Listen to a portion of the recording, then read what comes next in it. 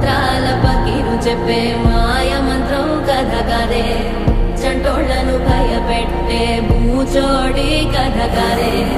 తాత ముత్తాతమ్మల భూతాల కథ కదే